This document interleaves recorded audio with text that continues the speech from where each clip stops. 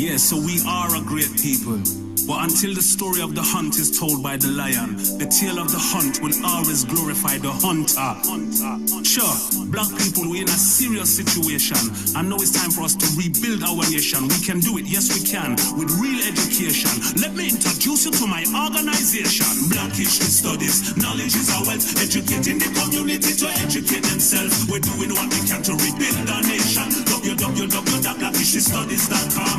Black History Studies, knowledge is our wealth. Educating the community to educate themselves. We're doing what we can to unite our nation. www.blackhistorystudies.com. We come to tell you about your history, to make sure it doesn't remain a mystery. And anything they have hidden, we will try to reveal. No more legacies will we allow them to steal. And what they have stolen, we're taking it back. We history, we culture, we land on all that. We're gonna make you proud to be black. We're gonna put Africa back on top. Say forward or ever and never turn back. And gather up the youths and put them back on track. By any means necessary, foolishness have to stop at the truth. Me a talk, me not take back no chat. And that's real talk for a real situation. Mentally we still depend on the plantation. We can change that with real education. Make I introduce you to my organization. Black History Studies, knowledge is our wealth. Educating the community to educate themselves. We're doing what we can to rebuild our nation. www.blackhistorystudies.com. Black History Studies, knowledge is our wealth. Educating the community to educate themselves. We're doing what we can to unite our nation. www.blackhistorystudies.com. Museum tours, and we do tours abroad so we can highlight black people's world contribution. Educating the community to educate themselves. And knowledge of self is our destination, because the journey with the pan is not about his story. It's about our story and our emancipation. And when you find out that they have always lied to you, that alone should be enough inspiration for do go on a learning journey and learn as much as you can about your history, and then you bring it right up to the contemporary, so that your third eye can see more clearly. And those who know should tell those who don't know. You have to know where you are come from, to know where you are go. You have to know thyself in order to grow. You want knowledge of self, make I tell you how.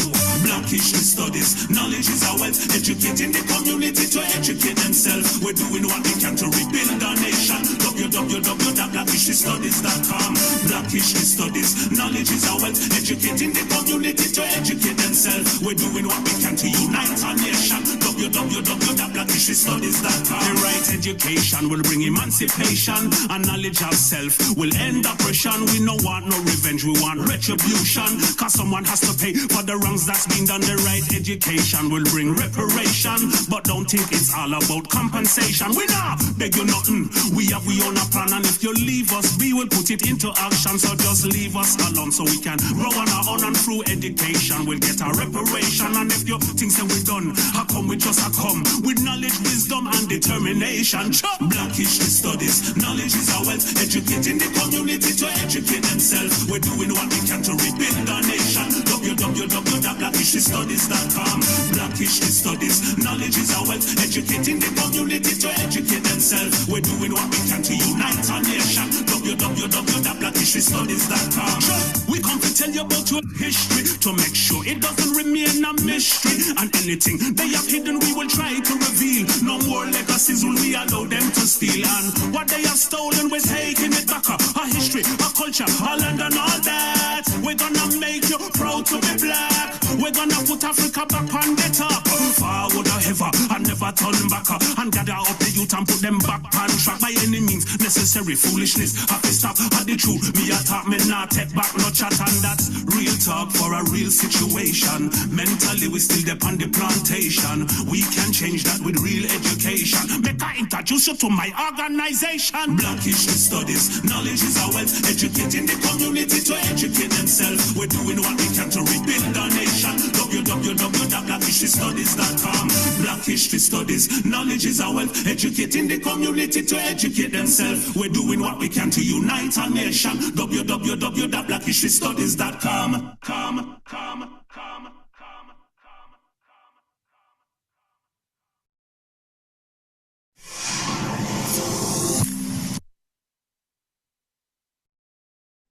Okay, greetings everybody, greetings. Hope you're well. Let me know in the chat box if you can hear me clearly. Welcome everybody, hope you're all well. Thank you for coming along to this session today. Yeah, let me know that you can hear me. Use your chat box so I know you're there. Excellent. Hope you're all well. So for those who don't know who I am, yep, that's fine. Yep, excellent. So welcome everybody. So my name is Charmaine Simpson. I am the CEO of Black History Studies, and we welcome you here to this session. Some people know me as the Research Engagement Coordinator working with the Church Commissioners, or you know me as the CEO of Black History Studies, and we welcome you here. Greetings. Hope you're all well. Hope you're enjoying this Sunday afternoon. I know I am. You're in for a treat.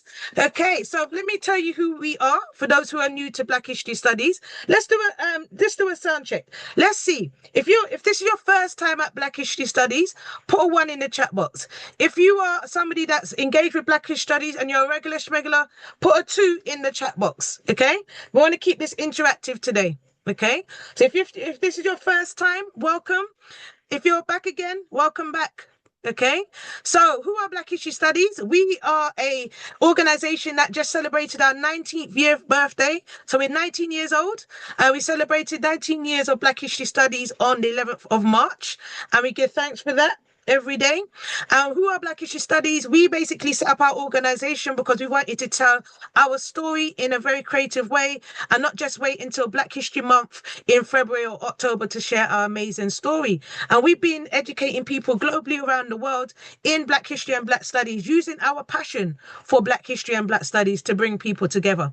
Okay, so you can also follow us on the social media. Some people follow us on LinkedIn, and you've got our website on the page. Okay, so excellent. So welcome, everybody. Thank you for coming here. Excellent. So we got Geneva in the house. Excellent. So let me know where you're listening in from as well, because we try to keep it international. We've got a number of people on this webinar today, which is amazing to see. We had about 143 people registered for this session today. We've got 58 people on the line already. So that's all good. Okay. So welcome everybody. So for those who are here for this session, we are in for a treat. Okay, let me just give you a rundown of the agenda for today. First, we're going to be speaking to Dr. Harvey Kwiyani, who will be telling us about his latest book, Decolonizing the Mission. And we're going to be going into that. So make sure you've got your pen and paper ready. And then secondly, we've got 2 other researchers coming in to talk about their research. Dr. Annabelle Gilmore and Dr. Crazy Akoshi on here as well. And we're going to talk about research on what resources are out there to help you with research. And then finally, we'll have time to ask any questions about the session today. So please stick around, stay here and ask the questions as well. If you've got people that are not on the webinar right now and they should be on the webinar, phone them, text them, and say, jump on the webinar. Yeah, they should be here. So we're going to get them to jump on the webinar. So excellent. So how's everybody feeling today? So let's look in the chat box and see where everybody's listening in from. Okay. Okay. So we've got people from all over the world. We've got Niger. We've got Massachusetts, we've got Los Angeles, we've got Cumbria, Hawaii, Cork Island, Birmingham, Brighton, Coventry, Geneva. Excellent. We're international. We're international. Who says that Black history don't bring people together? Because we are living proof of that. Excellent. So what I'm going to do now, I'm going to introduce you to Dr. Harvey Kwiyani, who is on the session today. Dr. Harvey, are you there? Excellent, yes, excellent. Excellent. So you feel the energy I'm bringing to the group, bringing the energy, keep the energy up. Yeah. Everybody keep the energy, because we are here to learn today, and I'm excited about this event today. So, Doctor, how are you today? I'm doing really good. How are you? I've been looking forward to this. Excellent. I've been looking forward to it as well, because I love learning and decolonizing mission, or decolonizing how we look at history, has been one of my things for the past over 19 years now. So yeah. So please introduce yourself and tell the family that's on the webinar right now about yourself and a little bit information about your work. Yes, I am Harvey Kwiyani. I come from Malawi, and Malawi will feature a lot in the talk today because part of the decolonizing mission history actually is based in my upbringing back home in Malawi. So that will be part of the conversation. But I currently live in Liverpool here in the UK, where I work I work from home, but I work for Church Mission Society, CMS, and CMS is in Oxford. I've been here for quite a few years after doing a lot of Christian work in Germany, in the UK here, and doing my PhD in the US, and then I come back to live in the UK. Excellent, brilliant. So thank you for sharing the information about yourself. I absolutely love Liverpool. I do tours to Liverpool as well, and I absolutely love going up to Liverpool because of the history and the people and the energy that Liverpool brings as well. So excellent. So it's a good place. I'm going to invite you to share some information about your book. Yes. And your book is Decolonizing Mission. In the chat, I will put a link to his website so that you can please go and purchase and support the book, because it's so important that we support scholarship. It's very important that we're not waiting for somebody else, and we support our brother in the work that he's doing. He's taken time to research and write the book. Please support him as well. Okay. So have you got a presentation that you're going to deliver, or are you going to just speak freestyle? Let me share, please. Yep, excellent. So let's get that up for you. Excellent. Okay. So just let me do it here. Okay, so you should have the rights to share now. Excellent. Okay. And family, as we're going through this presentation today, please use the chat box, please use the Q&A to give your feedback. If there's something that Doctor says that moves you, please give some feedback in the chat box. We want to keep it like we're in church today, like we're in the room together. Okay, so if you hear something that you enjoy and you like, please share and put in the chat box as well. Okay, thank you. That's all right. Can you see my slides? Yes, we can. All right, thank you. So the presentation today is around my book, Decolonizing Mission. But for this night tonight, I want to come at it from a perspective of history, because of course we'll be talking about archives at the end. But I want to focus on what history is informing us. What history are we reading? Whose history are we reading? I'll do that really by reflecting a bit about the argument that I make in Decolonizing Mission. It's fairly new book, came out in August last year, and really has made the rounds. I'm getting a lot of feedback, a lot of recommendations at the moment. I'm so delighted because of one of the recommendations I've gotten is this one from Professor Estamombo from Kenya, who really nails it down when he says it's a bold and necessary call to reimagine Christian mission in a post-colonial world.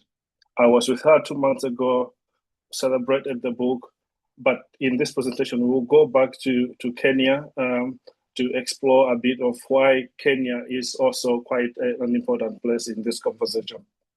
The argument that I make in the book is a simple and straightforward one. Christian mission, the spread of Christianity around the world, as it has happened in the past 500, 600 years, has been really tied to the expansionism of the Western empires.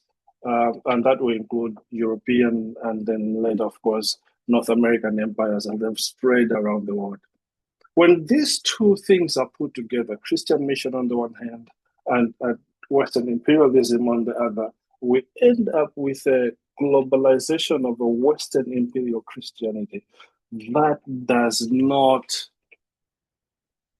reflect well on the cultures of many Christians around the world who do not live as Westerners do. So we have ended up with a situation where Christianity has been spread around the world that looks Western, that thinks Western, that behaves as if it's a Western religion, and therefore detaches people from their cultures in different parts of the world, Malawi, South Africa, India, and many other parts of the world. Now, the argument, part of the argument that I need to clarify is I am not saying that mission is wrong. I'm saying that what's been done as mission over the past 500 years we need to critically look at it and see if there are other better ways that we can do. And so don't hear me saying, don't share the good news with others. Share the good news, that's all right, but share it in ways that reflect a cultural sensitivity. Now, I say this largely as an African, as a Malawian, are informed by African thinking around issues to do with culture, religion, and there are quite a few voices, especially voices that emerged in the 50s, 60s, 70s, 1950s, 1960s, 1970s, when the European colonization of Africa was coming to an end. And part of the critique that was made around against Christianity at that time was this simple one, that Christianity was part of the colonial agenda in Africa. That the two of them, Christianity and colonialism, or Christian mission and colonialism, were two sides of the same coin. The Kenyan professor Ngugi wa Thiong'o puts it right well in this quote that I have here. We imagine the further meeting between the native and the alien. He was Kenyan, died a few years ago. He was Kenyan. He was from actually where Professor Esther Mombo is working at the moment, and is quite a phenomenal figure in terms of Kenyan literature. But he makes a very solid critique of Christianity and mission in ways that probably really is just beginning to emerge among Christians in Kenya and in parts of Africa. So he says we can imagine the fatal meeting between the native and the alien. The missionary had traversed the seas, the forests, armed with a desire for profit that was his faith, and light and the gun that was his protection. He carried the Bible, the soldier carried the gun, and the administrator and the settler carried the coin. Christianity, commerce, and civilization. The Bible, the coin, and the gun. Holy Trinity. And he represents quite a great deal of African thinking around this issue. Among the Kikuyu, and Ngugi wa Thiong'o is one of them, is a Kikuyu himself. Among the Kikuyu, they have this saying. I will not pronounce it.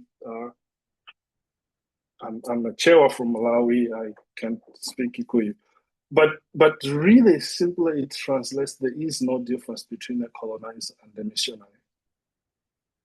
The person who is the colonizer is also a missionary, or the person who is a missionary is also a colonizer. And this thing has been around among the Kikuyu for decades. It's not new. It's not the recent critique. It's been around for 100 years or so. People have been saying this for generations. In the mind, in the eyes of the Kikuyu, the missionary and the colonizer are simply two iterations of the same person. And I think, to be fair, the Kikuyus have put it in a proverb, have put it in a saying. But we can go beyond the Kikuyus and listen to other peoples around Africa. This critique has been made in so many cultures. It is fair, at least from my research, from this research, it is fair that one can argue that for most African cultures, the missionary and the colonizer were one. You cannot really separate mission from colonialism. Neither can you separate colonialism from mission. For many people around the continent, these things represent the same thing. Now, I'll take a few minutes. I want to summarize the argument I make the book around mission, because of course the book is about decolonizing mission. When we talk about mission, we need to wrestle with a few things, especially if we begin to think about how to redeem this concept of sharing the good news around the world from its colonial imperial heritage. Now, first key thing that we need to wrestle with is that the word mission itself, right from the start, and the start here is not necessarily the New Testament, is not necessarily the 2,000 years ago. The word mission has been used the way we use it today since the 1500s. So from the 1500s, the word mission has done something that looks like it's just about evangelizing when actually it's about also something else. And here's the reason. The word mission itself comes from the Latin word mittere, which means to send.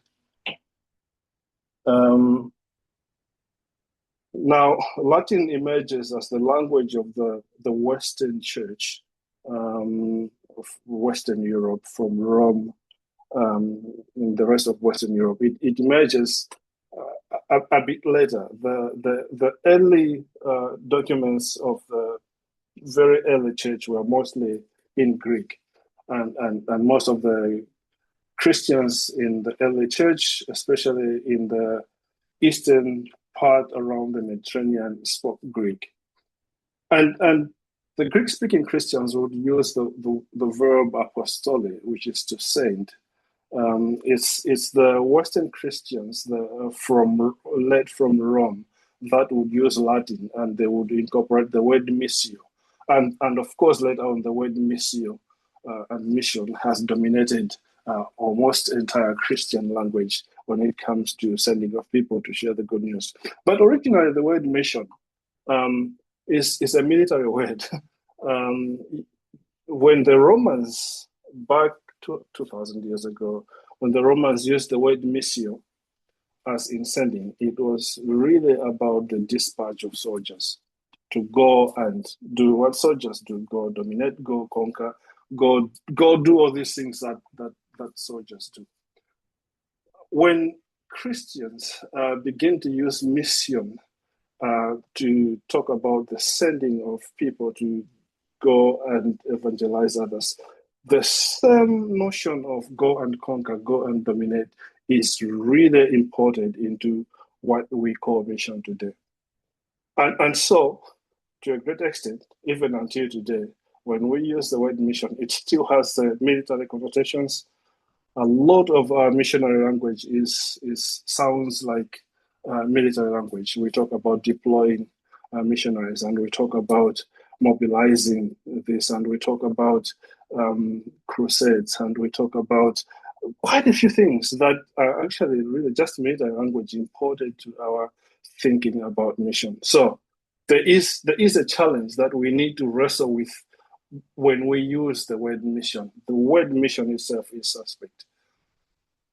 But really, again, it's in this being suspect that it continues to shape a great deal of our thinking about people of other faiths, right? At the moment, in this world right now, there are conflicts going on that have religious connotations around them, and we begin to hear Christians still saying quite openly about how these wars are going to advance the Christian gospel. They're going to advance the kingdom of God. It's the same military ethos of the word mission that still informs how we look at other religions. I do wonder. I mean, when Jesus was around, there were other religions around. He did not say to any of his disciples, go and conquer that religion and go and conquer that. If anything, he had a lot of the attention directed towards the religious leaders of his own people, not the people of other religions. So we need to think about that. We need to wrestle with that.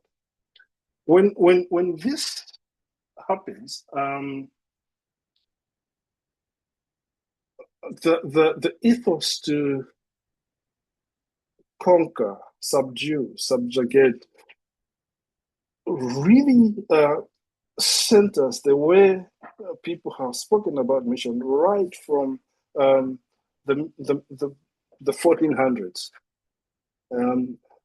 When I did my research for this book, one of the things that I found really fascinating was my suspicion that a great deal of what we call mission today is still shaped by the European anxieties in the 1400s about the rising Islamic empires, the Turks and others in the East.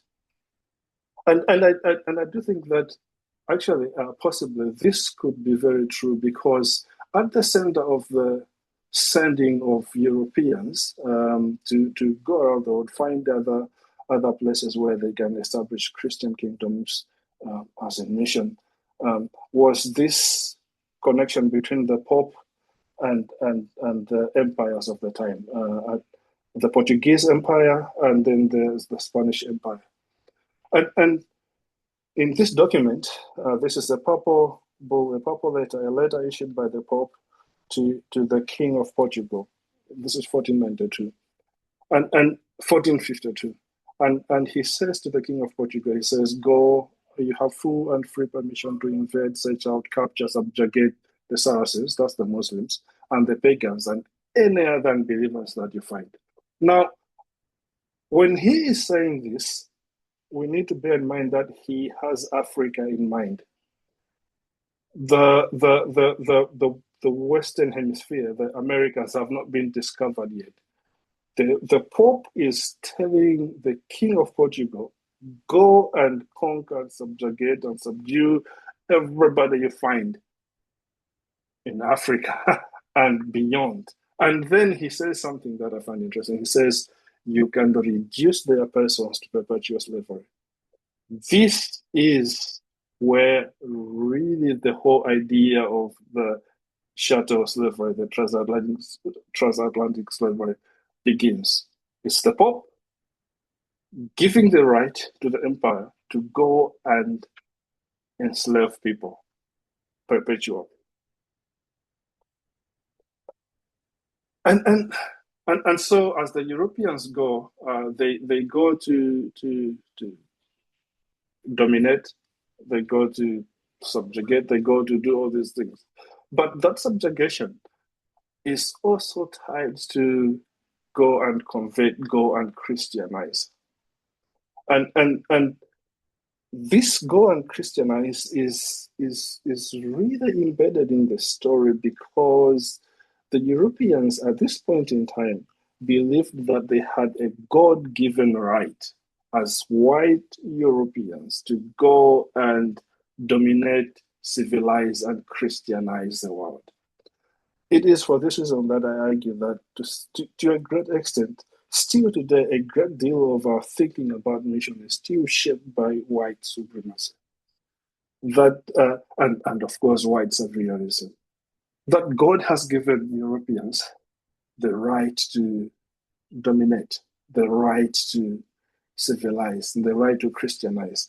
And indeed, anything that happens in the process of Christianizing, dominating, and civilizing the world is justified, as long as it leads to the ends of people being civilized. And to show this white supremacy, you have to look at some of the literature that emerges in Europe in the 1700s, in the 1800s, that shows how Europeans thought about Africans, that reveal the European thought about Black people. There's a whole long list of Europeans saying crazy things about Black people. But I just brought one today because I think what he says is quite telling, and yeah, quite revealing. There's a lot that we can learn from it. It's this thing. This is Hegel, one of the best known philosophers in Europe, quite a few centuries ago. He puts forward this idea that Black people, Africans, are to be regarded as a nation of children, as a race of children. That they need to be patronized, that with the Europeans being the fathers, but also need to be civilized. This argument goes on to say that Africans are right at the early stages of becoming human, and therefore Europeans need to be the ones who help civilize the Africans so they can become human. That is still very much embedded in a great deal of what we think of as nation today. Back in the 1800s, late 1800s, this whole idea of the civilization of the world being the white man's burden, that God has given the white man a burden to lift the world towards civilization. And so, I mean, I think you can see on the image, the white man is carrying these baskets with Indians and Asians and Africans, and them climbing up the mountain towards civilization. This, again, will be used to justify white saviorism. It will be used to justify quite a few things. But essentially, in our missiology, it begins to show itself up in a missiology of what's known as the 3 C's. It's going to be Christianization, commerce, and civilization. Those 3 things work together to bring people towards what God wants them to do, at least in the way Europeans thought about it at the time. And a very good example, there's a lot of resources around this, but a very good example is David Livingstone's speech at Cambridge University in 1857, December 1857. I think it was 4th of December. He had come back from 15 years of working in Africa, took a break, came to the UK, published his book, Missionary Travels in Africa, and then he went on a speaking campaign. And the idea of the speaking campaign was to invite other young British people to come and take over his work, because he knew that he won't be around for too long. So come to Africa so you can take over the work from me. But in this speech in Cambridge, he makes it open. He makes it very clear. He says, the desire of my heart is to open a path to this district. And by district, of course, he's talking about Africa. As Africa, the continent. Open a path to this district that civilization, commerce, and Christianity might find their way. Interestingly, he says he finds it deplorable that CMS, the organization I work for, had to bring missionaries from Germany to come and work in Africa. And by that is referring to the German missionaries who worked in East Africa, in Kenya, Tanzania. And so to shame these young British people into coming to Africa and not having British mission agencies rely on foreign missionaries, he had to sort of twist these young British people and tell them, come to Africa. The door is open, don't let it shut. But it's this argument that he believes that Christianity, commerce, and civilization have to work together. Now, in a nutshell, David Livingstone would go back to Africa and immediately begin to realize that the only way these 3 things could work in Africa is if the British were in charge, is if the British were having colonies in East Africa. At his heart, he wanted to stop slave trade.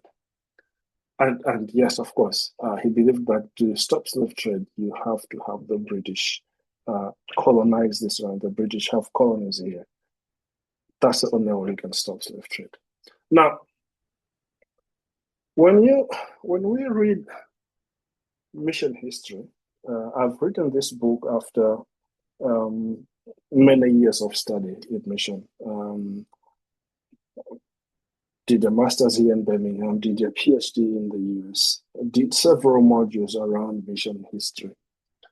And then I realized that actually all mission history that I was reading was written by Westerners. It was from a Western perspective.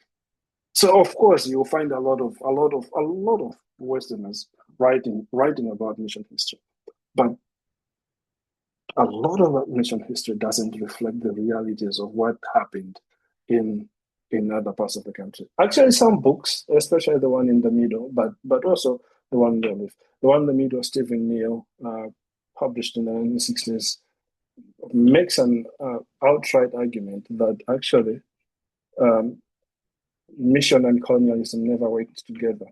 He says there may have been a few bad apples, missionaries who worked with colonial governments, but generally this was not true. This was not all over the place. All in all, mission and colonialism never really worked together, and I found that quite surprising when I read the book. But he was not alone in making that argument. Of course, Branston, one of the respected British historians, goes in the same direction. He doesn't go as far as Stephen Neal does, but he goes in the same direction to sort of justify the connection between mission and colonialism, to argue that, yes, of course, here and there, they worked hand in hand, and maybe they needed one another, but that was not the rule, it was the exception. Andrew Porter is quite clear in his saying that actually, to a great extent, these two things work hand in hand. But when you read these histories, and when you read the history of Christianity in Africa, for example,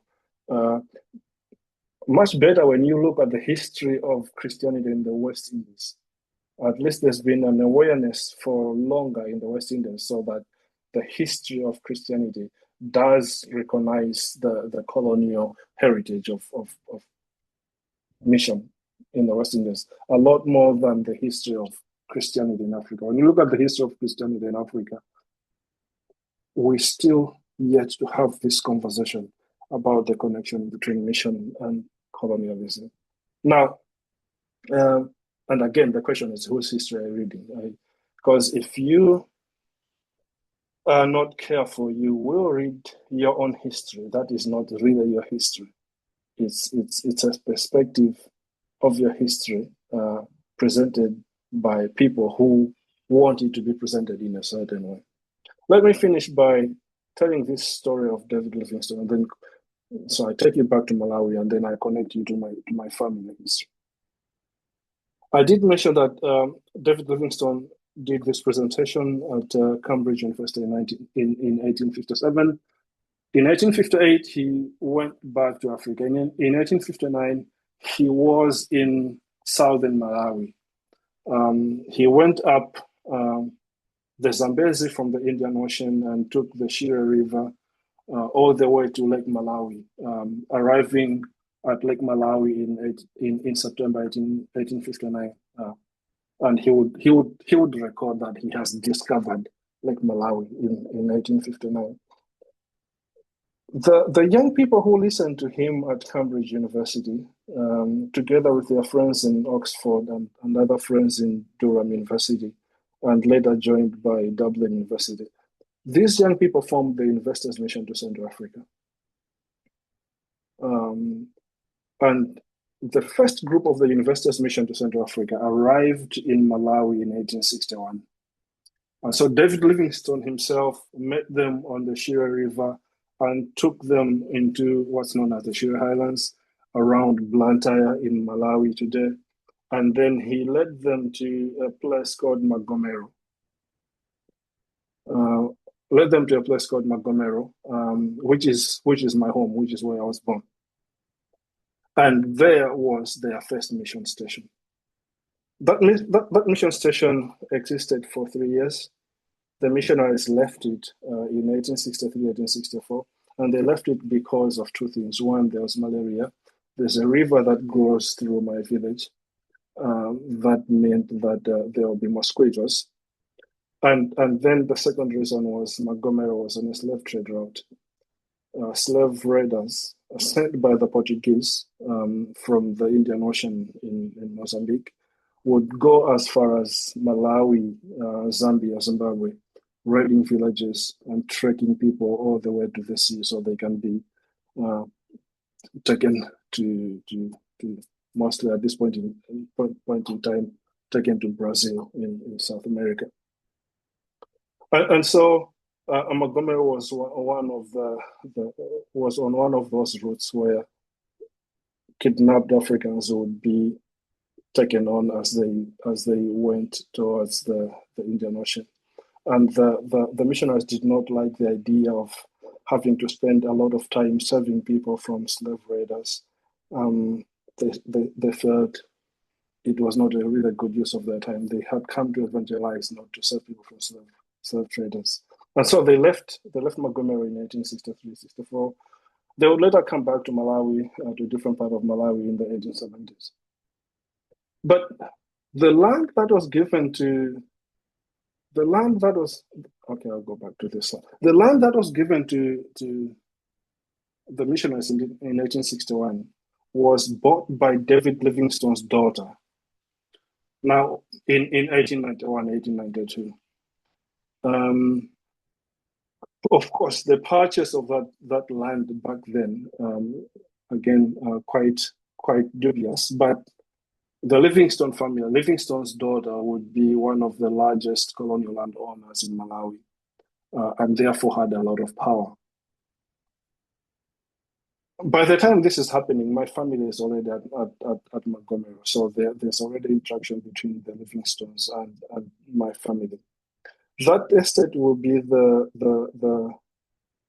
what the Europeans did in the plantations in the Americas. The Livingstone estate would try to do in Malawi. It was very violent. It was very brutal. The Livingstone did not allow any schools around the estate. They did not allow any churches around the estate.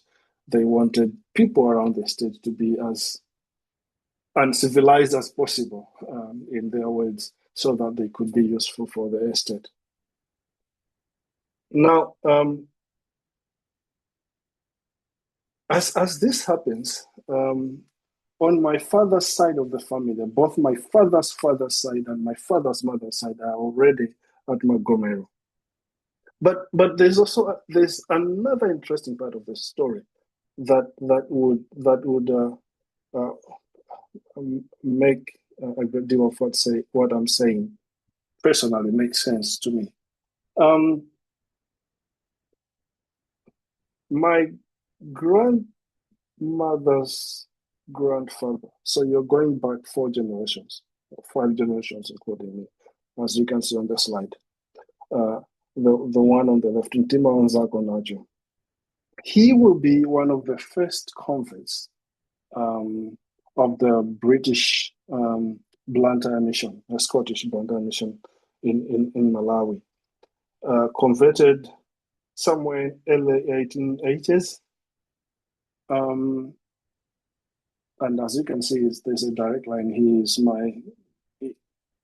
There's a direct line. His blood is my blood.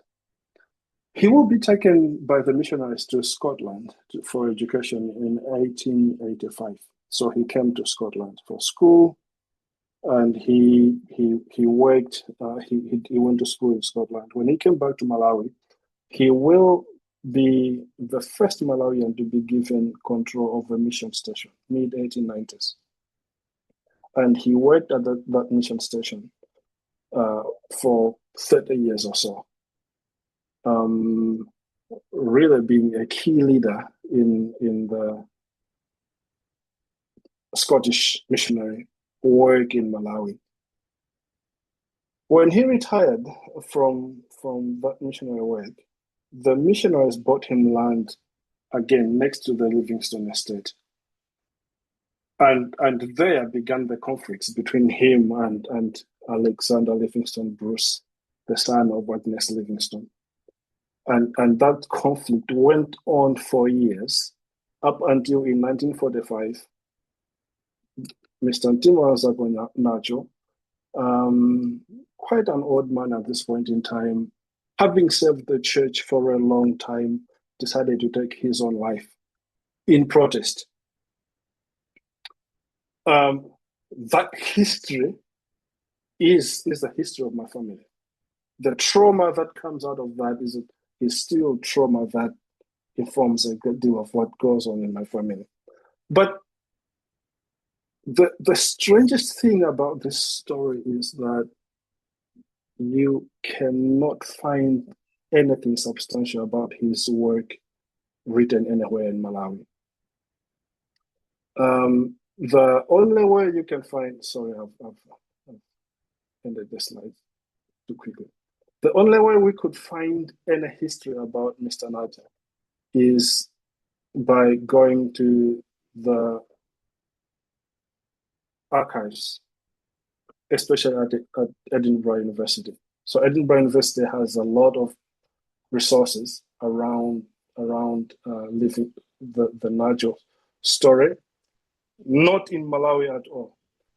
But also, as I have wrestled with this, I found out that actually the only way I could tell this story, the way it needs to be told, is if I actually use the archival resources that are here in the UK and in other parts of the world. So I work for CMS. We have a very good archive at CMS, but I also had to use SOAS for a bit. I had to use Birmingham Library Archives for a bit to just have a sense of, okay, really, what happened here? And then there was another important thing. There were gaps in those stories that I could not fill in those archives. I had to go to Malawi and talk to the elders of the community, people who were in their old age, who knew Nacho. And then they could tell me stories about, okay, Nacho did this, Nacho did this, Nacho did that. Those stories, especially stories that emerged after he had retired, you can't really even find in the archives here. So there is a need for some intentionality, some intentionality in us telling our stories, because of course most of the stories that we are told don't really always reflect the truth. History is written by the winners, right? My grandfather would say our history is written by the people who killed our heroes. And so if we are going to tell our stories, if we're going to tell our histories, there is need for us to be intentional about finding good resources.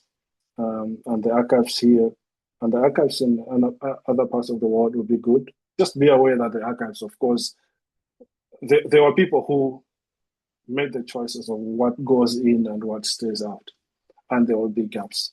But as people say in my community in Malawi, when an old person dies, the whole library dies with them. And so I've made it a habit myself that when I visit all the old people in Malawi, in Africa, I carry a recorder and have a chance to sit down with them and record an interview, get parts of the history that probably I could not find anywhere else.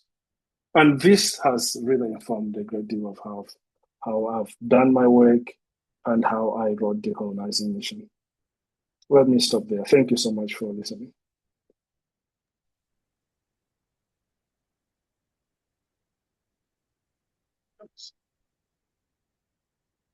Excellent. So, family, if you really enjoyed that session, we're going to keep the Hidden Truth family vibes.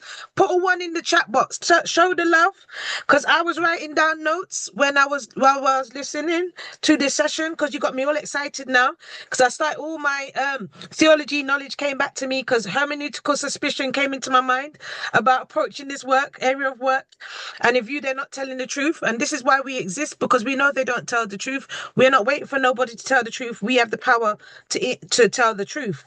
And we believe that when you're talking about the archives, about who has the power to include and exclude as well, and how we can find the misinformation. So critical fabulation and Saidia Hartman's work came into my mind, and I was getting all excited. And I was like, Charmaine, calm down. And there's a need for a decolonial approach to looking at mission. And you've done the book as well. We need to see that as well.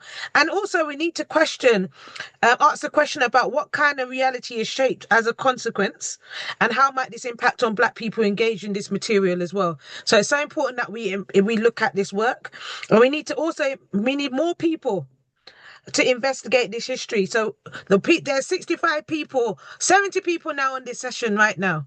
Yeah.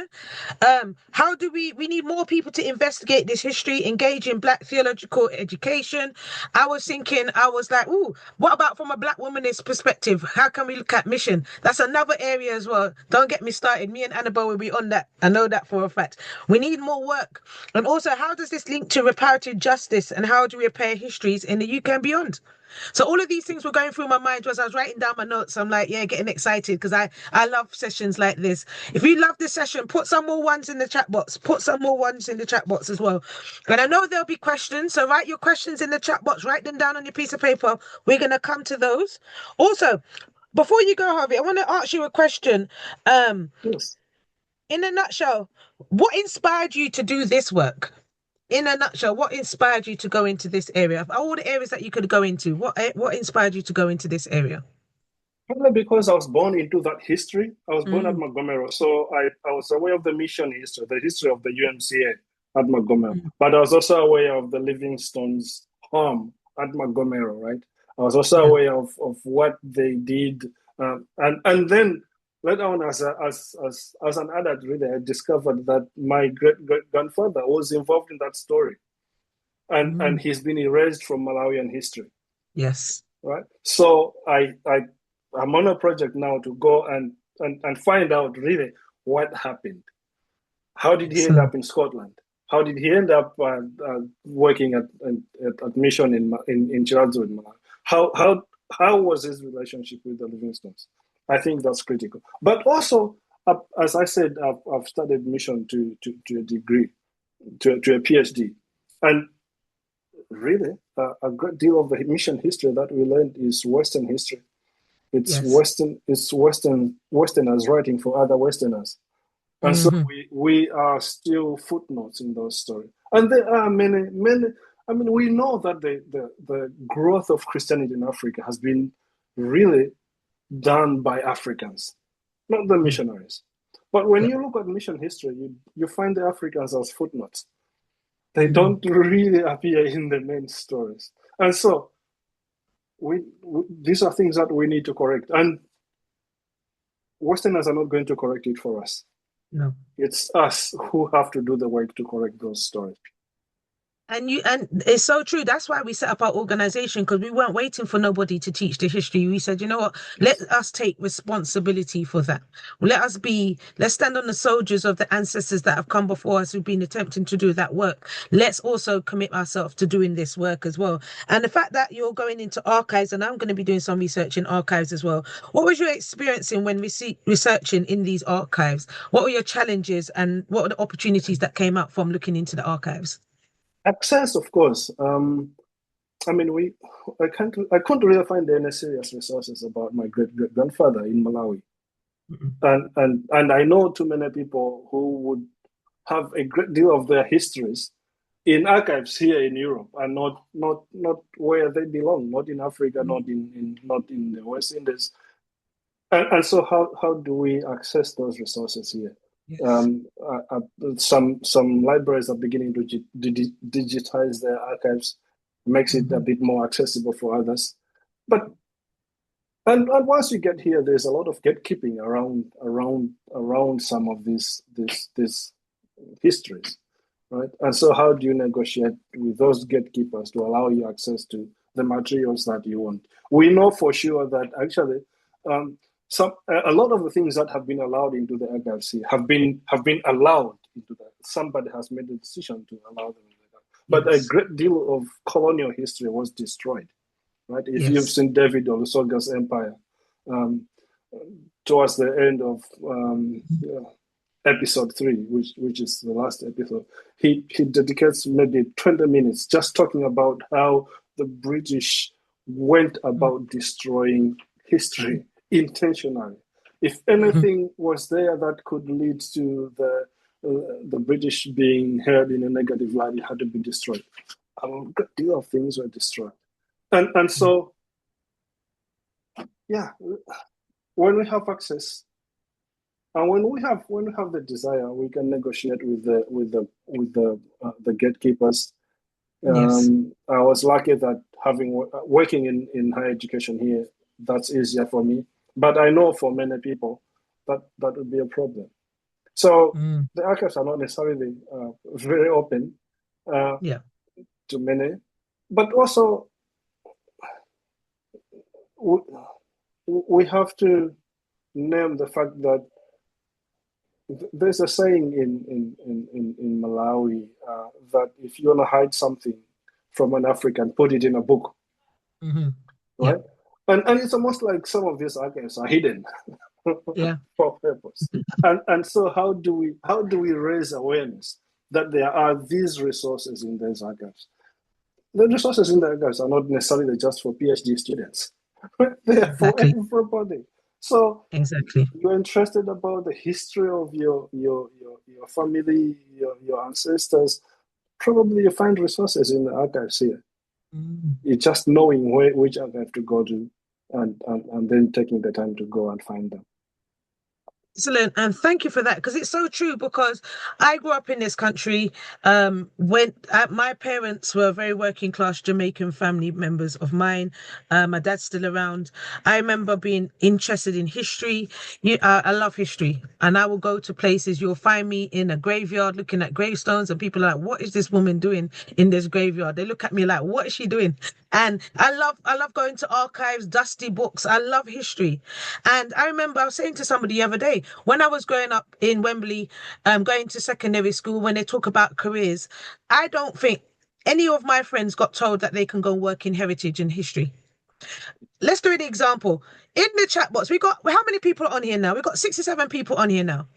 How many of you, when you was growing up in school, was ever told that you can go and work in heritage or history or be an archivist, be in that area of work? Put a yes or no in the chat box. Yeah, and I already know, without even looking, majority of us growing up in certain areas weren't even told about, oh, you can be an archivist, you can work in a museum, you can work and learn about history. If history is your thing, you can work in then. I'm just seeing all no's. And I knew this. And this is one of the reasons why I love the work I'm doing with the church commissioners on this project. I love the fact that we're creating events, opening up the archives of the Church of England, so people who may not necessarily ever go into an archive, they can go into an archive and Lambeth Palace Library archives and look at the Church of England documents. It's not a scary place. The staff there at Lambeth Palace are lovely. And we want to make it accessible to people. And we've done our event called The Roots and the Records. We're doing our second event. I'll put the information about it.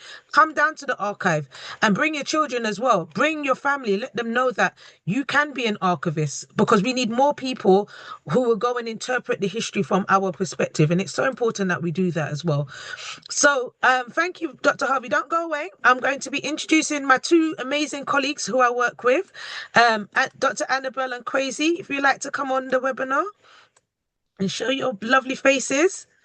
Excellent. You see, I can look, I'm looking in the chat box. There's pure no's, all no's. Yeah. So you can imagine when you're at school and they're saying that what you want to be.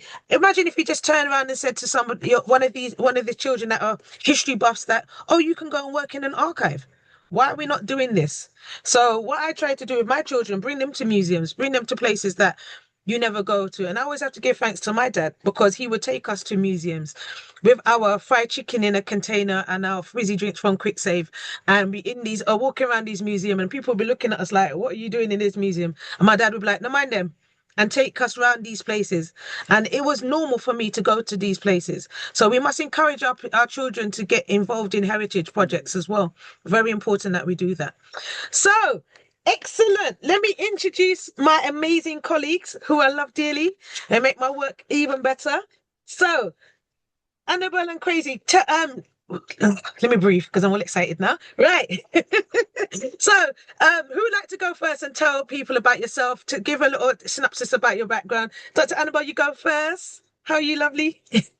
I'm good, thank you. It's lovely to be here. Kwesi always makes me Yes. go first, so at some Oh, point he yes. has to go first.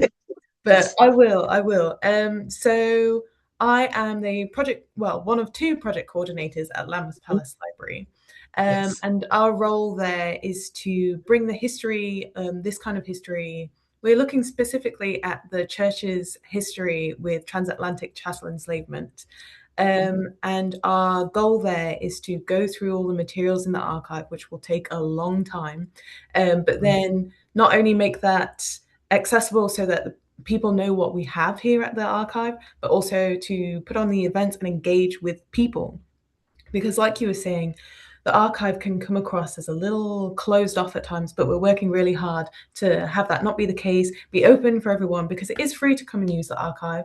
Anyone is welcome to come. You don't need any letter of recommendation, which is what used to be the case for a number of libraries. Yes, my background is well, I've only just started in my career, let's say that.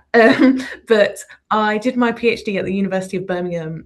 I was looking more closely at enslavement in the Caribbean, specifically Jamaica at the time. And so that's where my background has come in to do the work here at the library. And so that's where my interest has come. And also my family is from Barbados, so I have that personal connection to this history as well.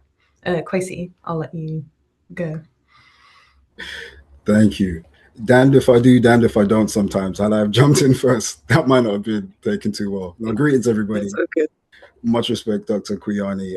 Appreciate the presentation. My name's Kwesi Achosi. I'm working in Lambeth Palace Library as a coordinator for Project Spire. My background, I'm a community organizer and activist. I guess my most recent work is with the United Nations. I'm a fellow for people of African descent, focused on reparatory justice, working with colleagues around the world to lobby governments for political change, working towards social equality. But my work in the archives is foundational to all of that, because a lot of the information and a lot of the history that needs to be interrogated and challenged is hidden in the archives. I discover things in there all the time, and I'm just amazed that it hasn't been cataloged. So somebody going to the library trying to find a certain historical figure will not be able to find them, but they're there. So working with Dr. Annabelle, Charmaine, and the rest of the team, we've been digging out the jewels and polishing them up and presenting them to the public so that they can engage with this history as well. Pleased to be here. Yeah. And it's just amazing that we've come together today on this Sunday to come together to talk about this area, because it's so important that we think about how we can share history and tell the story. So, question for you, Dr. Harvey. In your view, what are the most critical under-researched areas in the history of African and Caribbean Christianity and mission that demands our immediate attention? What do you think? What areas? Well, the history of Christianity in these parts of the world is critical. The people without a history can be made into anything, right? Yes. You can shape them the way you want them to be, as long as you had a history from them. And so our history is critical. We need to know where you're coming from.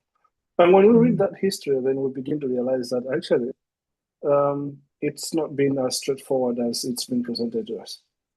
Some of the people that we worship as heroes in mission history were not necessarily the heroes that they're made to be. And then we begin to question what happened to our ancestors in all this history.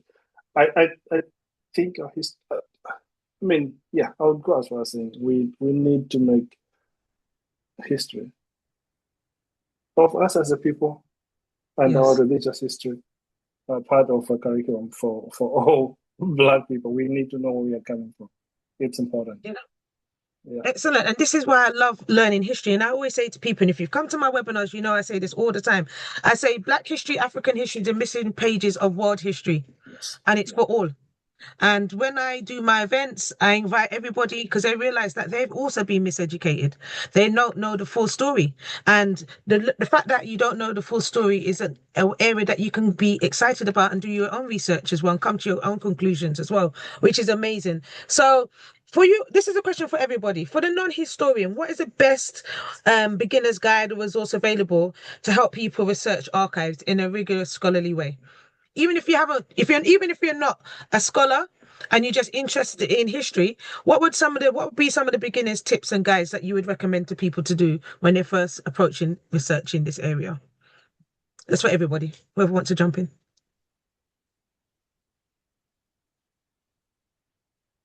I would say the internet for somebody that isn't academically inclined. Go for the internet. If it's books that have piqued your interest in a certain subject, conduct further research into it and then look into the primary sources. Where are they located? Are they in a city or a town near you? Reach out to institutions. Thankfully, a lot of these records have been digitized. I'm constantly pushing for more digitization at Lambeth Palace Library whenever I come across new material in the archives. So there is a lot available online. So that would be my advice to somebody just starting out. Mm. And also just do it. Start your research as well. Some of my research that started from a Facebook post, and I'm like, oh, what's all that about? And then I'll go and do research, and then I hear birds outside because I've been up all night researching a particular subject. But if you're interested in history and you're interested in telling the story, just do your research as well. And there's a lot of resources out there as well. So just wanted to bring in Annabelle and Kwesi, right, as you just spoke, Kwesi. Please give us a quick overview on the types of documents held within Lambeth Palace Library archives, and tell what is the archives, because now people hear I say Lambeth Palace Library, they don't know what it is. So yeah, please tell us. So Lambeth Palace Library originally started, I'm going to get the date wrong probably, but about 1610, and it was a collection from the Richard Bancroft, who was Archbishop of Canterbury at the time. And over those centuries, it's developed into collecting histories of the Church of England and in the Church of England. So it includes some of the Catholic histories from before the Reformation, when the Church of England began. But now what's here is a whole collection of different histories that we have, which include histories about missionaries in Africa, missionaries in the Caribbean, and also in Asia, Australia, that kind of thing. So it's a global history here at Lambeth Palace Library. But particularly, if I may talk a bit more about what we have in regards to like the colonial history. What I've been working on most recently is like the Fulham Papers, which are from the collection of the Bishop of London over time, but who was also Bishop of the Colonies. So the Bishop of London had this shared role. And what that means is, amongst all the bishops' papers, which includes like a various range of things in the UK, in England, there were papers that speak about what was happening in Barbados, what was happening in Jamaica, Bermuda, the Americas as well. And part of that is, how best is it to teach enslaved people the history, Christianity, and what they need? And so part of that is reading between the lines on what some of that history is, because like Dr. Harvey was saying, it's from the perspective of the colonizer, of the white people involved in creating those archives. And so what my role has been is trying to flip what is being said there. So we have that hard evidence, but then what we can create, what we can envision from in reading in between the lines, is where it's important and where those histories of enslaved people and their livelihoods can come forward. That's just one small section. There's the SPG archive, which is the Society for the Propagation of the Gospel in Foreign Parts, which is quite a big missionary movement. And you had missionaries who were trained in the colonies. They would come back to Britain to be fully ordained, and then they would return. And this is in Canada, America, the Caribbean. And again, the whole point was to Christianize heathens. So that did include, for example, Quakers and Methodists. They were trying to convert them into Anglicans, but it also very much was focused on enslaved people as well. And the society even had plantations in Barbados, which is where Codrington College comes from and has arisen from. But we might know now how Codrington is very different to then, and supported and run by Bajan people now. So that's what I've been looking at, and I'll let Kwesi come in and talk about his work as well. Yes, go Kwesi. Thank you. We say that we're here because the British Empire was there, and that's true of the archives because everything is in those archives. The civil rights movement, the abolitionist movement, going right the way back to the foundations of the current country, the Commonwealth. Everything is there. So if you are a lover of history as I am, it's very easy to go into the archives and to find things to either strengthen your argument or to challenge something that's already out there. In the short time I've been in the archives, I've been primarily focusing on a few areas. One is Samuel Ajayi Crowther, the Bishop on the Niger, and his role in spreading Christianity across Africa. When I first came across his name many years ago, it was in a very critical and, in hindsight, harsh context. He was being attacked, a sellout, for want of a better term. But having gone into the archives and discovered documents, again, which are not catalogued, referencing his son and the wider movement that he cultivated in Africa and the steps they were taking to protect their homelands and their communities from the ambitions and the aims of Europe and the colonizers. That story hasn't been told. And the sabotage that he faced in his role, none of that has really been expressed, although Archbishop Welby did apologize for it a few years ago. So unearthing those documents and then, deciding how that information is going to be disseminated is very exciting for me. So that's one thing I'm looking at. Another, recently, a document that I've discovered is from the Royal Africa Company. And it's a pamphlet, believe it or not, where they're complaining about their monopoly on the trafficking of enslaved Africans. They're complaining about their monopoly being challenged by the monarchy at the time broadening the market. This is in the context of the Essentio, Britain's dominance in the slave trade. And it's just a fascinating document because they're making the case that, well, we've built all of these forts along the West African coast, and now you're going to just hand it over to people that aren't involved. And it's, of course, that growth in people being involved in the trafficking of enslaved Africans that led to Liverpool being the imperial capital of Europe and led to Britain having an empire on which the sun never set. So that's another, just a fascinating document. So many different things attached to that. And then a third example is Henry Sylvester Williams, who was father of Pan-Africanism.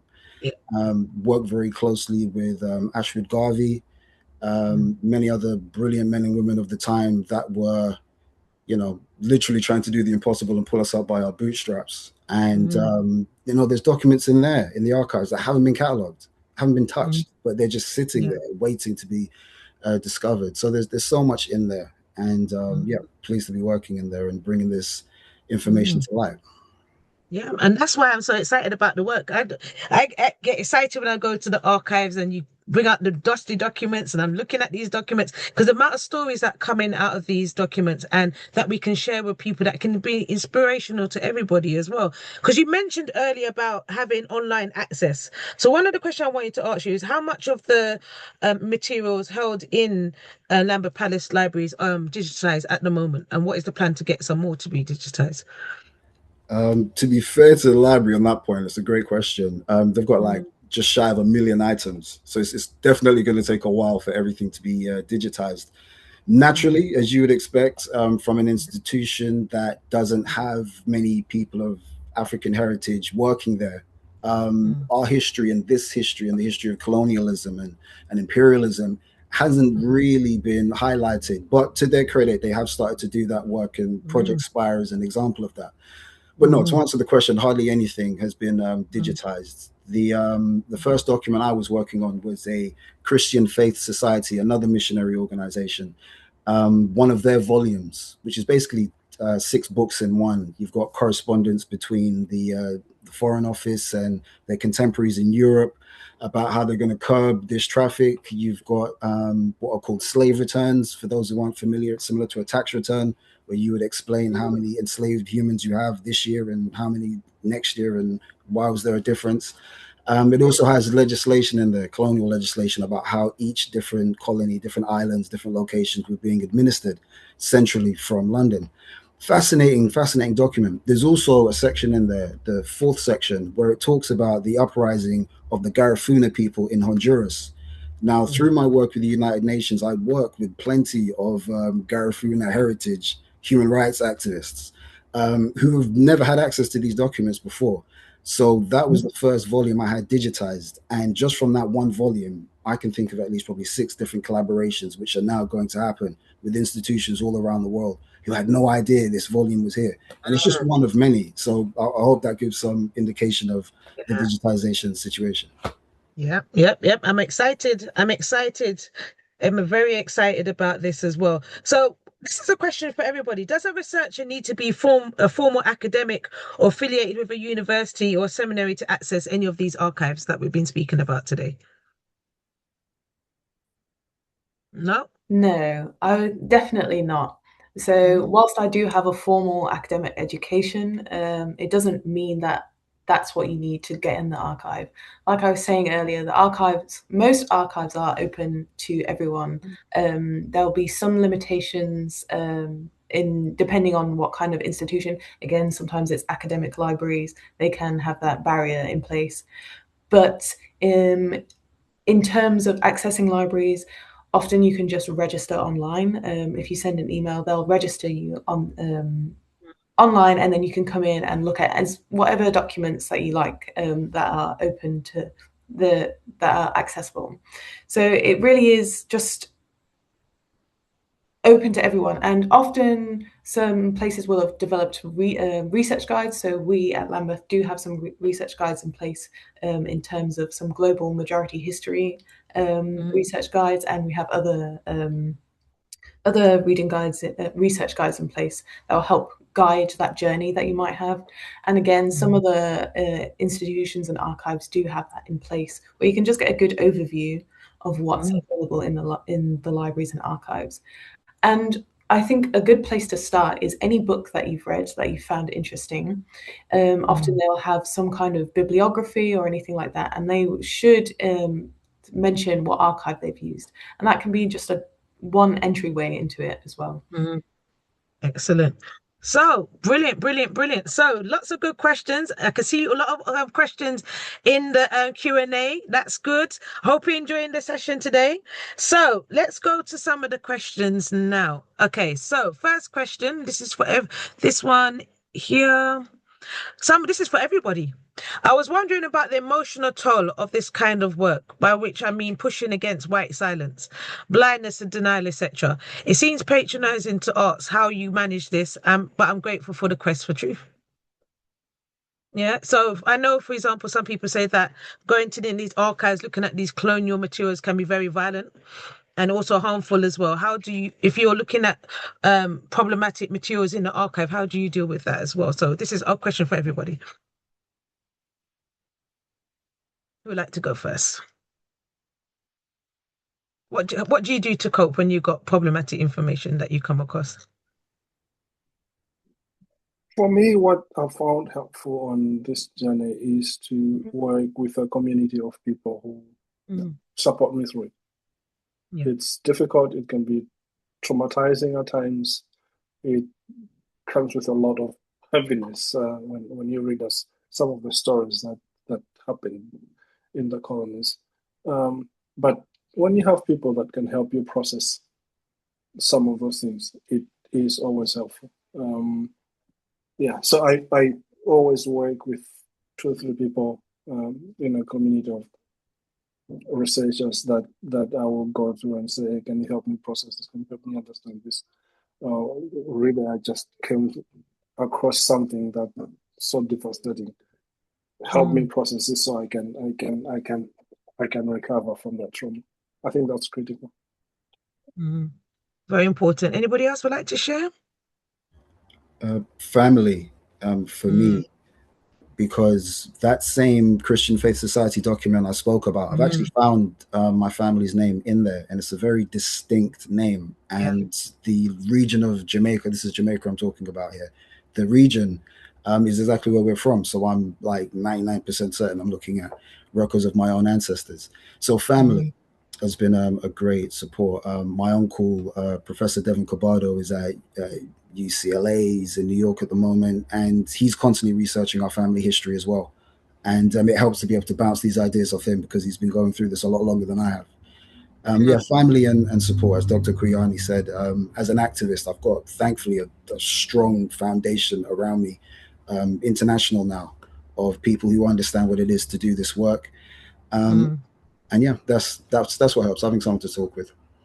Yeah, and it's so true as well. In our team, we're very supportive. We will come together, discuss certain things. We make sure that we're looking after each other, looking out for each other. Take a break as well. Don't expect you to be looking at the documents constantly all the time because it can be very traumatic. I remember doing some research on William Beckford and going to look at a plantation that he sold and looking at the document and seeing names of women, roles. I even saw my maiden name in there, and I was like, wow, this is important. This is like my ancestors. And sometimes people don't even want to touch the documents because it's traumatic and triggering. But we have a supportive network to help you as well. And even with Lambeth Palace Library, anybody can go to the library. You've got the reading room there, got the information online. If you're going, I just put the email addresses for all of us in the chat box as well. So if you're planning to come to the archive, just email Annabelle or Crazy and find out when they're there. Have a quick peppermint tea and a biscuit as well while you go there after you do some work. This is what we want to do, and it's creating these groups. So we might even do a friends of Lambeth Palace, and we all come together and help each other with research projects, looking at this material. These are some of the ideas that we can come up with as well. We're always open to these ideas. So you've got our email addresses and our contact details. Please get in contact with us. We're not strangers, and you know where we are. We'll be back here as well. So I've got a question for you, Dr. Harvey. It says here, thank you for sharing such a personal part of history. Do you suppose the colonial records being held at the National Archive in Kew in London may have information about the important work of your great grandfather?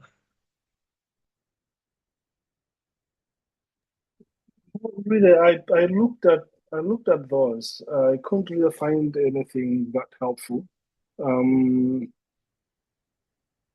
Yeah, I'm still exploring. I have a friend I should mention, Dev Clark. He teaches at the school in Edinburgh where my great grandfather went to, Stuart Melville College in Edinburgh. He teaches history, so he's also picked up a burden to explore the history of Nacho. And so we're working together, almost hand in hand. We are working on a paper to write together about his story. And he is also then helping me open some avenues to find some more information. But the colonial heritage museum doesn't really have a lot of materials around my grandfather. Excellent. Cool. Any other questions? Anybody want to ask their question live? You just raise your hand and we can ask the question. While you form your thoughts, I'm going to share a document that Kwesi and Annabelle put together with some information about UK archives and colonial records. I'm just going to show that to you as well so you can see that. This will be available to you. We will send this to you. If you would like a copy of this, we can send it to you. Okay, so they've been doing some work. They're not just pretty faces. They've been doing some amazing work.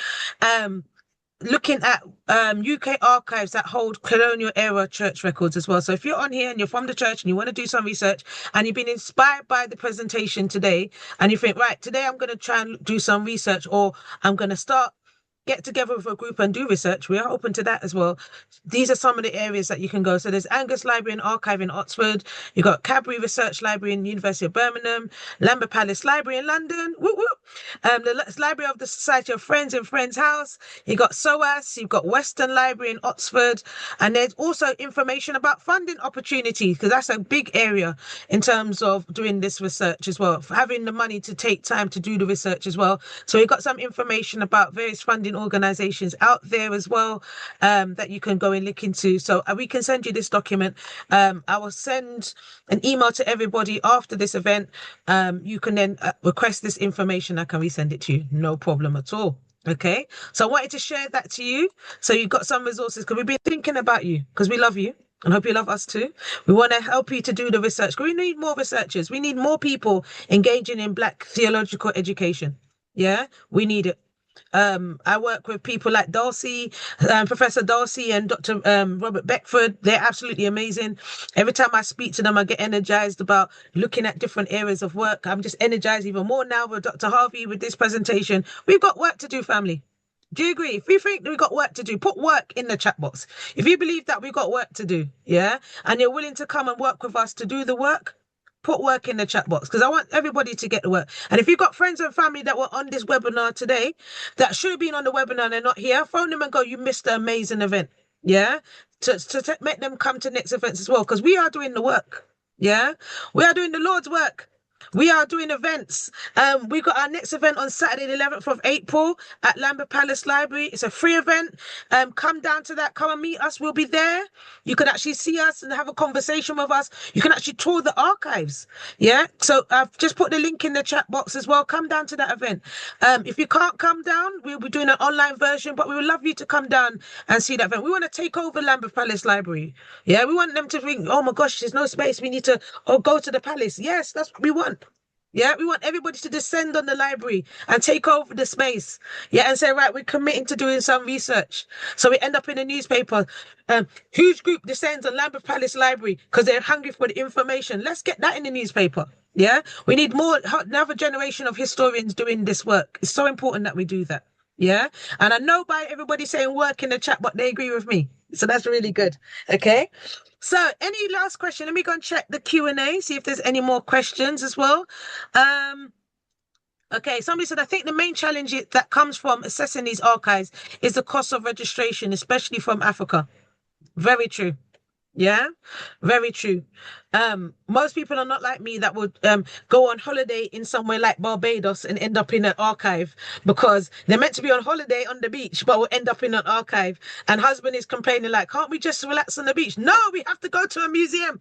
We have to go to an archive. And he's like, oh boy, let me just keep the wife happy and go. And you'll find me in a dusty archive. And that's what you have to do. Go to places. And when you come into places, they're looking at you like, why are you here? Because they're fascinated that you've come to these spaces because they don't really see people that look like me with locks like me going in spaces like this to learn history. Yeah, but we need to go into these spaces and decolonize the spaces. Yeah, and go into spaces, challenge them about how come people are not here. And I remember going into Lambeth Palace Library and I'm like, okay, don't see much people looking like me. We're going to change that. And that's what we've been doing.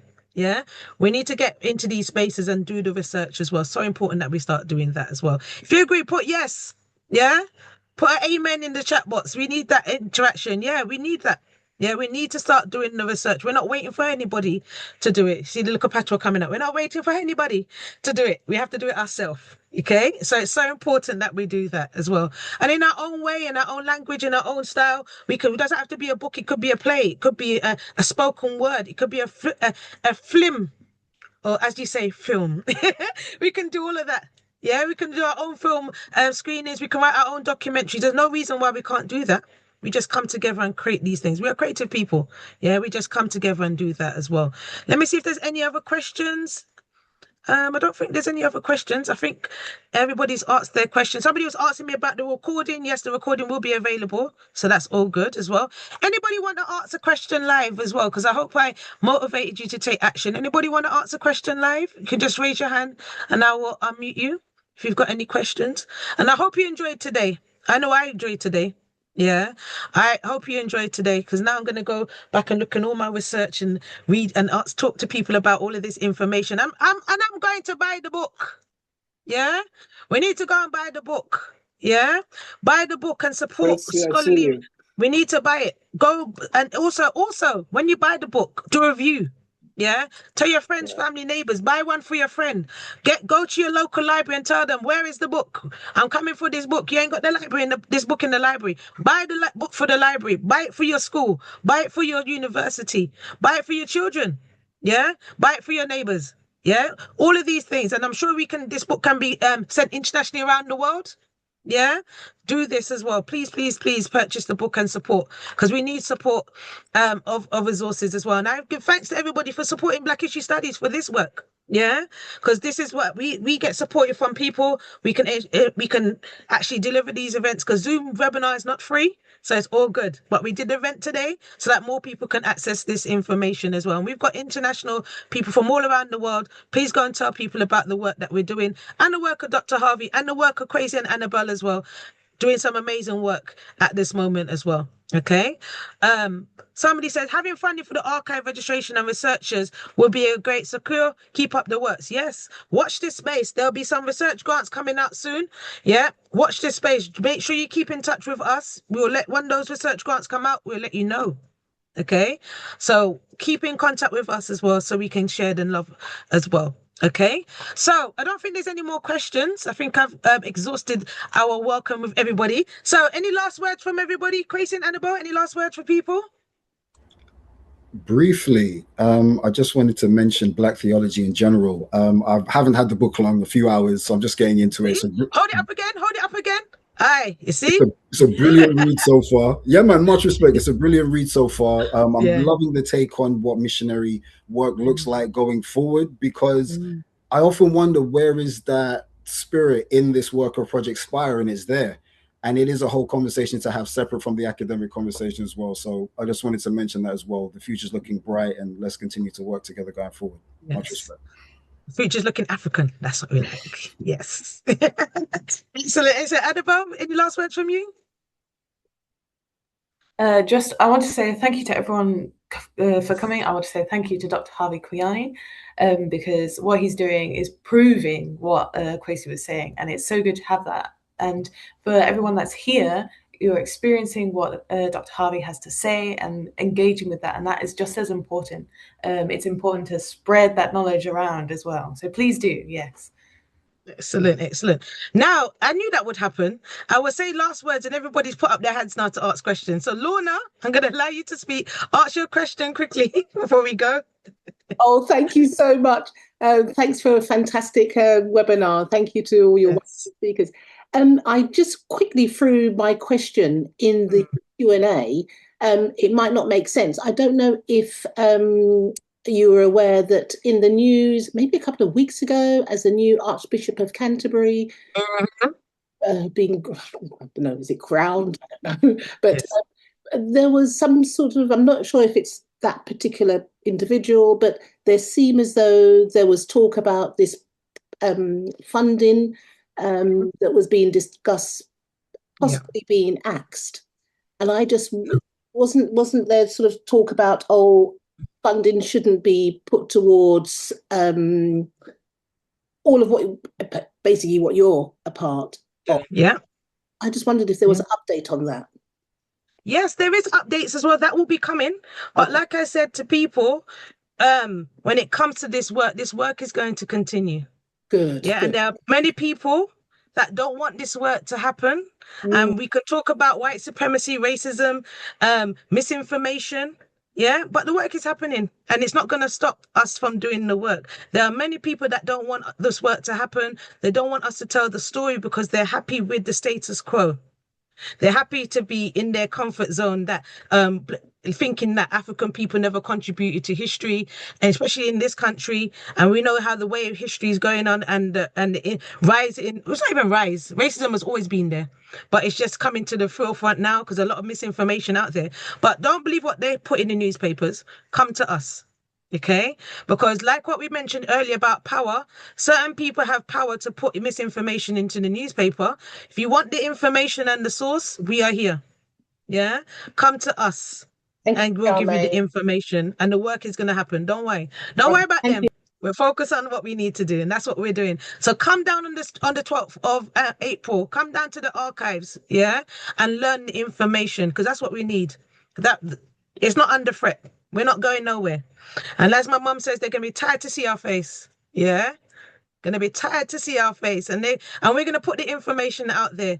Yeah, we ain't as the young people say, we ain't back it. We're not gonna run away from the nonsense. We're gonna go forward into it. We're gonna put the information out there, challenge the information, educate people. We're not here to change minds. We're here to educate people so they can make their decisions themselves. So don't worry about what's in the news, because they're gonna put out what's in the news. We're here, yeah, and we're not going anywhere. Yeah, and that's what we're going to be doing. And that's why we're here inviting Dr. Harvey to come onto this session to share the information. It's so important that we do that. So important. Yeah, don't believe what's in the news. Yeah, they need the nonsense to sell their newspapers. We're not worrying about that. Yeah, we're keeping it moving. Yeah, so that's really good. Excellent.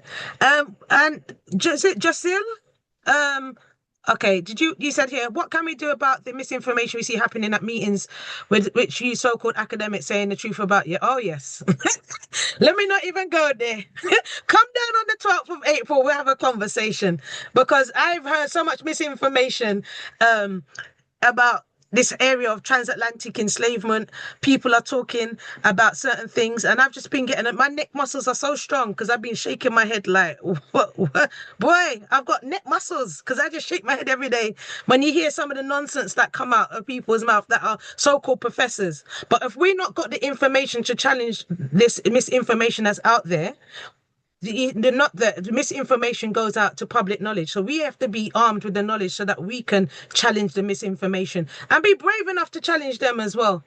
Yeah, because I was made famous October last year because I challenged somebody in a meeting. It's all good. I'm famous anyway. You just make me all more famous, as my children says. We just got to talk the truth and shame the devil. Can I get an amen? Yeah, we got to just talk the truth. And the truth will see us going through. And that's what you have to keep doing. Tell the truth and shame the devil. Yeah, as my mum would say. That's so. Yeah, we have to tell the story and be able to challenge the information. We need to become historians. We need to actually challenge the information, because I guarantee you, they were invited to this event, but they're not going to turn up. Yeah, because they know, as my mum always say, they know who to speak to and not to speak to. But we would invite you to come and speak on a forum so you can speak what you're saying and we can challenge you. Yeah, somebody said Professor Alan Lester. Yes, I love him. I didn't realize he follows me on Twitter. I'm like, weird. I'm that famous. Oh my gosh, he follows me. Wow. These are people out there that will challenge the information. And this is why we support people like Alan Lester and others, many others that are names that we don't even remember. They're challenging this information and supporting the work that we do. We just have to keep supporting them and not listen to the naysayers as well. Yeah, we just focus on the people that are committed to telling the information, telling the truth. That's why I have to big up the Racial Justice Unit and all the amazing team as well. Project Spire team, the church commissioners, Church of England, because there's a lot of allies and people supporting this work. Yeah, even though in the newspapers and the Twitters, there's a lot of people hating on the work, but those haters give us more they give us the energy to keep going. Yeah, I love when the haters come for me because it just makes me even work more. Yeah, so it's all good. And if you feel the energy from me now, the energy is not going to stop. So I always say to them, Brendan, come now, come. I'm ready for you. Yeah, we are here to do the work and tell the truth. Yeah, and that's what we have to do. So yeah, come, let's go. Is everybody feeling that? Feeling the energy? Yeah, we got work to do. Remember I said earlier, we got work to do. So come, let's go.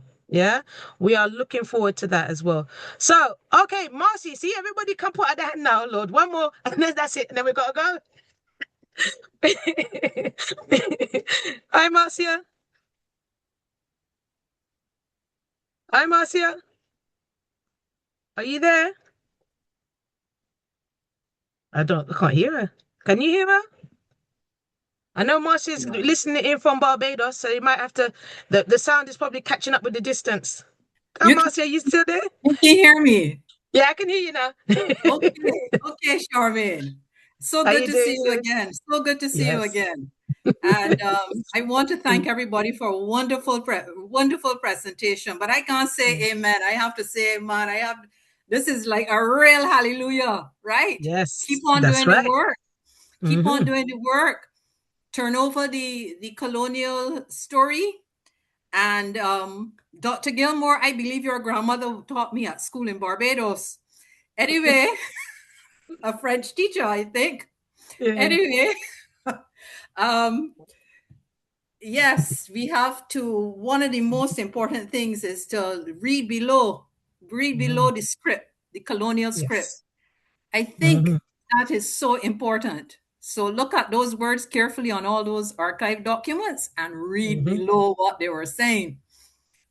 So Yes. I'm fighting a battle here with that. So Charmaine, all of you, I can understand that clearly. Yes, yes, we've got to fight that battle.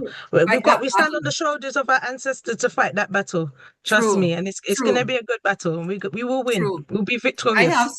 I have some truths to bring out, not related directly to the Church of England's role in Barbados and the West Indies, but they were part and parcel of the goings down.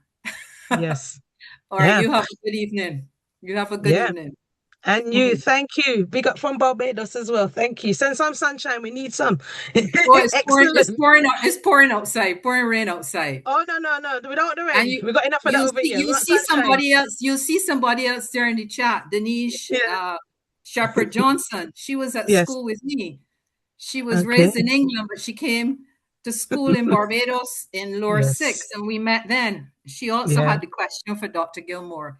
So I brought her in, and she will likely be in contact with you, Charmaine. Yes. Be in contact with us. Send information. We want to create a community of people that are interested in this work. If it's the colonizing mission, sharing the story, we want people to. I want to find my tribe. I want to find my people. Yeah. So we have that group of people that are interested in this work. So when we're putting out this information, we've got an army of supporters behind us to push this work through. So when information comes out, push it through your social media, your Facebooks, your Twitters, your Instagrams, all of these things. Post it out. Share the information with people that need to hear it. So in closing, let's bring in Dr. Harvey. Last word from you, final words from you. Thank you. Let's keep writing our histories. Yes. If we don't write our histories, somebody's going to write them for us. And they will not be our histories. They will be what they want us to remember about ourselves.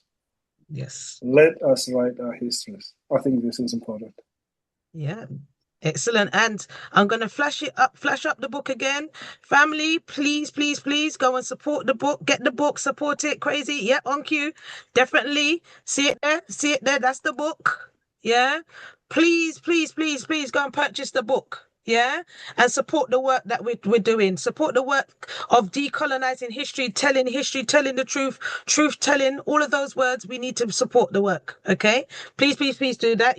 Look out for an email from us with the information that I showed earlier about where to do the research and also funding opportunities as well. I'd like to express gratitude to Dr. Harvey, Dr. Annabelle, and brother Mr. Crazy. Thank you for coming along to this session today on a Sunday evening. Family, if you enjoyed today, put a yes, put some ones, put some fire emojis in the chat box as well. Let people know that you enjoyed the session today. Please go and tell your friend, family, neighbors, enemies about this session today. Tell them all about the work that we're doing. Please support us as well. Keep in contact with us. I'll be sending information about how you can join the Church Commissioners emailing list so that you can keep in contact with us about work that we do. Follow us on social media as well. Even follow Black History Studies. We've got some amazing events coming up as well.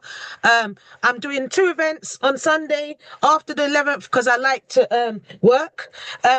Even though we're out all day on Saturday, I'm doing an event called Faith Under the Lash. So we're looking at how African people use Christianity to get through enslavement and using that as a resistance movement. And then we're also going to be looking at the African history of enslavement, the resistance movements in history, to talk about the history, because a lot of people don't know that history. That's going to be on the Sunday. You have the information in the chat box as well. I will share it again for people to go, and you'll get this via email as well. Please come down to that event, book the tickets, and come along to that session. Hope to see you at Lambeth Palace Library. And I'd just like to say a big thank you to everybody for coming along to this session today. Yeah, big thank you to everybody for coming. So have a good evening, everybody. Get ready for work the next day. Yeah. Don't let nobody stress you this week. You're too blessed to be stressed. Yeah, have a brilliant week. Yeah, look after yourself, and we hope to see you at future events. Take care, everybody. All right. Thank you, everybody. Take care. Thank you. Bye. and said that I introduced you, and that I'm sure that you will be contacting her. Oh yes, don't worry. We're going to be in contact with everybody. Yes, seriously. Excellent. I mean, Charmaine, you will get an email. Yes, don't worry. Yes, thank you. Yeah, please send me all your emails. It's obvious. Yeah, she smiled. Yeah, excellent. You see, they usually keep a distance if you know. But I put it into the chat, but I didn't see a written response, right? And okay, don't worry. You heard me. That's fine. You take care, everybody. Have a wonderful evening. Take care. I put up my raised hand and Charmaine let me in. Thank you. Bye. I think my video.